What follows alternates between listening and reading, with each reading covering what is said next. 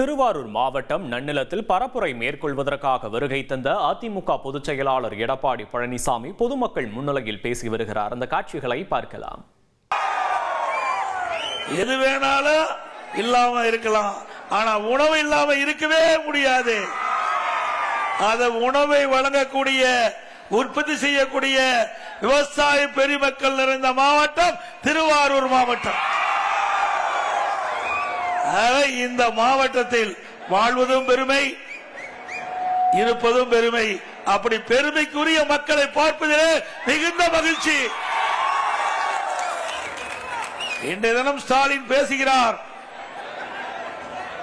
திராவிட முன்னேற்ற கழக கூட்டணி 200 இடங்களில் வெற்றி பெற்றுவிடும் என்று ஒரு கற்பனையான கனவு உலகத்திலே மிதந்து கொண்டிருக்கின்றார். திரு ஸ்டாலின் அவர்களே, நன்னிலம் பேரூராட்சியில் வந்து பார்வையிடுங்கள். பார்த்துக்கிட்டு இருப்பீங்க, எப்படியா இருந்தாலும் தொலைக்காட்சி நேரலையில போயிட்டு இருக்குது. இங்க இருக்கின்ற எழுச்சி குரல் திரு ஸ்டாலின் செவியிலே விழுகின்றது. அதிமுக கூட்டணி 210 இடங்களில் வெல்லும், 210 இடங்களில் வெல்லும். உதயநிதிட்ட பேட்டி வாங்குறாங்க. எடப்பாடி பழனிசாமி 210 தொகுதிகளை வெல்லுங்கிறாரு. உங்களுடைய பதில் என்னங்கிறாங்க? சொல்ல முடியல. ஏன்னா மக்களுடைய செல்வாக்கு இழந்த கட்சி திமுக கட்சி. செல்வாக்கு இழந்து இருக்கின்ற காரணத்தினாலதான் இன்றைக்கு மக்களிடத்தில் ஏதாவது பொய்களை மூட்டை மூட்டையா அவிழ்த்து விட்டுக்கிட்டு இன்றைக்கு மக்களை குழப்பிக் கொண்டிருக்கின்ற காட்சியை நாம் தினந்தோறும் தொலைக்காட்சியிலே பார்த்துக் கொண்டிருக்கின்றோம். அது மட்டுமல்ல, அந்த கட்சியில உறுப்பினரும் குறைஞ்சு போச்சு, திமுக உறுப்பினரும் குறைஞ்சு போச்சு. அதனால ஓரணியில் தமிழ்நாடு, ஓரணியில் தமிழ்நாடு அப்படின்னு சொல்லிட்டு ஊர் ஊரா வீடு வீடா வந்து உங்களை எல்லாம் சந்திச்சிட்டு இருக்கிறாங்க. ஏமாந்துடாதீங்க.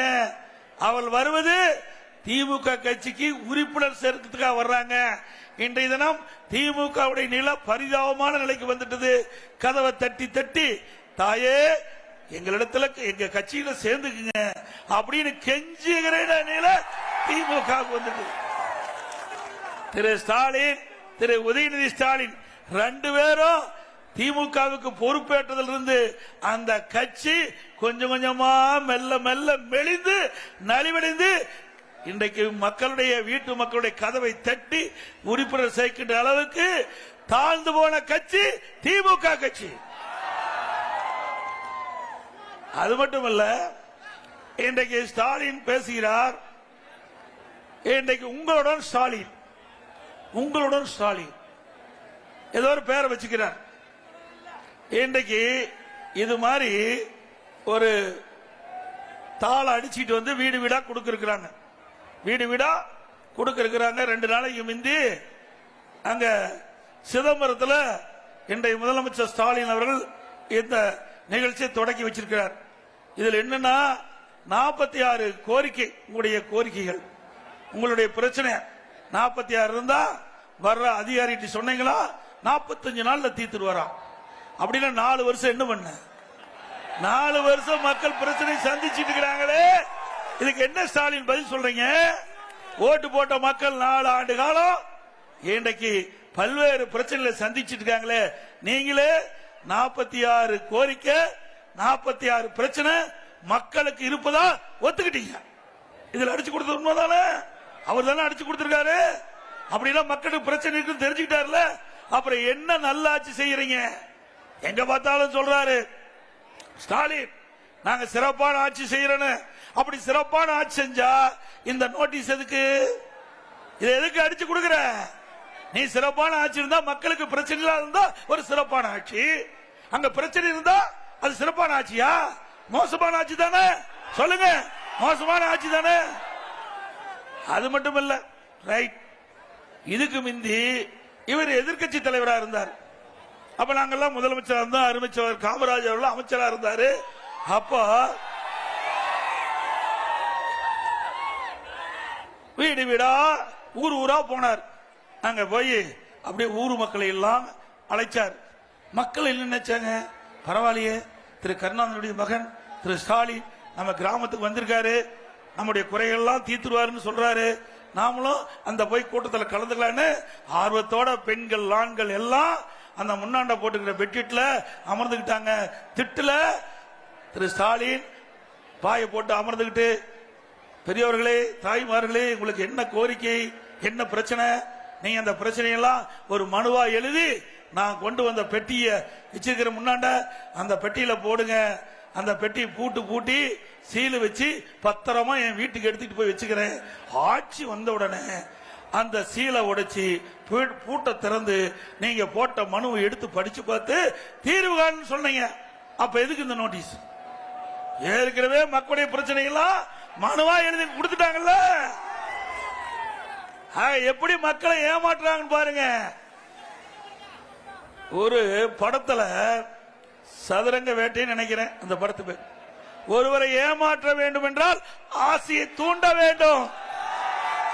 அப்படி மக்களை ஏமாற்றுவதற்காக இப்படிப்பட்ட கோரிக்கை அடங்கிய மனுவை மக்களிடத்தில் கொடுத்து ஏமாற்ற ஸ்டாலின் மாடல் அரசு திட்டமிட்டு திரு ஸ்டாலினுடைய பார்வையில இதெல்லாம் வெளியிட்டு இருக்கிறாங்க. மக்கள் உஷாரா இருங்க.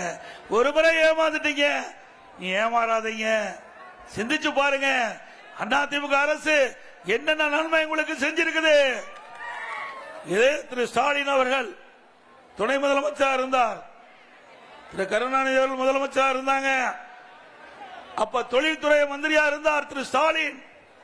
அப்ப மீத்தேன் ஈத்தேன் புரிந்துணர்வு ஒப்பந்தம் திரு ஸ்டாலின் முன்னிலையில் போட்டாங்க. உங்களுடைய நிலத்தை எல்லாம் பறிப்பதற்கு திரு ஸ்டாலினுடைய அரசாங்கம், திரு கருணாநிதியுடைய அரசாங்கம், திரு ஸ்டாலின் தொழில்துறை மந்திரியா இருக்கும் போது புரிந்துணர்வு ஒப்பந்தம் போட்டது திரு ஸ்டாலின். உங்களுடைய நிலத்தை பிடுங்குவதற்காக திட்டம் போட்டவர் இன்றைய முதலமைச்சர் திரு ஸ்டாலின் அவர்கள். அதே நேரத்தில் உங்களுடைய நிலம் பறிபோய்விடுது என்று கருதியவுடன் அறிவிச்சார் திரு காமராஜ் அவர்கள். டெல்டா மாவட்டத்தில் இருக்கின்ற எம்எல்ஏக்கள், எங்களுடைய அமைச்சரெல்லாம் விவசாயிகள் கோரிக்கை அளித்த மனுவை என்னிடத்திலே கொடுத்து, இந்த பூமி பொன் விளைகின்ற பூமி, நெற்களஞ்சியம் டெல்டா மாவட்டம், எங்களுக்கு இதுதான் வாழ்க்கை, இப்படிப்பட்ட மண்ணை விட்டுட்டு இங்கே செல்ல முடியும். ஆகவே இங்கே ஹைட்ரோ கார்பன் மீத்தேன் போன்ற தொழிற்சாலையில் வருவதற்கு இன்றைக்கு எங்களுடைய நிலத்தை எடுக்க இருக்கின்றார்கள். அதை தடுத்து நிறுத்த வேண்டும் என்ற இடத்திலே கோரிக்கை வைத்தார்கள். அந்த கோரிக்கையை ஏற்று மத்திய அரசோடு பேசி விவசாயிகளுக்கு நன்மை செய்யக்கூடிய அற்புதமான திட்டம், பாதுகாக்கப்பட்ட வேளாண் மண்டலத்தை கொடுத்தோம். உங்களுடைய பூமி பாதுகாக்கப்பட்டது. நீ எந்த கொம்பனாலும் உங்களுடைய நிலத்தை தொட்டு கூட பார்க்க முடியாது. விவசாயிகள் வயிற்றில் பால் வார்த்த அரசாங்கம் அதிமுக அரசாங்கம். நிலத்தை பிடுங்கியது திமுக அரசாங்கம், நிலத்தை பாதுகாத்தது அதிமுக அரசாங்கம். ஒவ்வொருவரும் நினைத்து பார்க்க வேண்டும். தயவு செய்து அல்லூரது விவசாய பெருடி மக்களே, விவசாய தொழிலாளிகளே, உங்களுடைய பூமியை காத்த அரசாங்கத்திற்கு, கட்சிக்கு, அதிமுக கட்சிக்கு எப்பொழுதும் நீங்கள் துணை நிற்க வேண்டும் என்று இறையர கூப்பி வேண்டி கேட்டுக்கொள்கிறேன். நானும் ஒரு விவசாயி, உங்களோடு நானும் உங்களுக்கு துணை நிற்பேன். விவசாயிகள் எப்பொழுதெல்லாம் பாதிக்கப்படுகிறார்களோ அப்பொழுதெல்லாம் நேசக்கரம் நீட்டுகின்ற ஒரே அரசாங்கம் அதிமுக அரசாங்கம். உடுக்கை இழந்தவன் கை போலே அங்கே இடுக்கன் களைவுதான் நட்பு. நம்ம இடுப்புல கட்டிருக்கிற வேஷ்டி அவிழ்கின்ற பொழுது தானா போய் கை சரி செய்யும். அதே போல விவசாயிகள் துன்பப்படுகின்ற பொழுது அதிமுக அரசு உங்களுக்கு துணை நின்றது.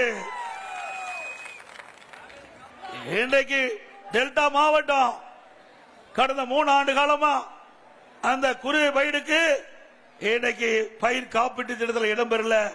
2 ஆண்டுக்கு முந்தி இன்றைய முதலமைச்சர் திரு ஸ்டாலின் அவர்கள் மேட்டூருக்கு வந்து பகிரங்கமா பேசினார், வீரவசனம் பேசினார். நானும் டெல்டா காரன் அப்படின்னு வீரவசனம் பேசி தண்ணி திறந்து விட்டார் மேட்டூர்ல. இங்க தண்ணி வந்து சேர்ந்தது. விவசாயிகள் ஆகா, முதலமைச்சர் ஸ்டாலினை நேரடியாக போய் குறுவை சாகுபடி பயிருக்கு தண்ணி திறந்து விட்டார் அப்படின்னு குறுவை சாகுபடி செஞ்சாங்க. பயிர் காப்பீட்டு திட்டத்தில் விவசாயிகளை சேர்க்கல திரு ஸ்டாலின்.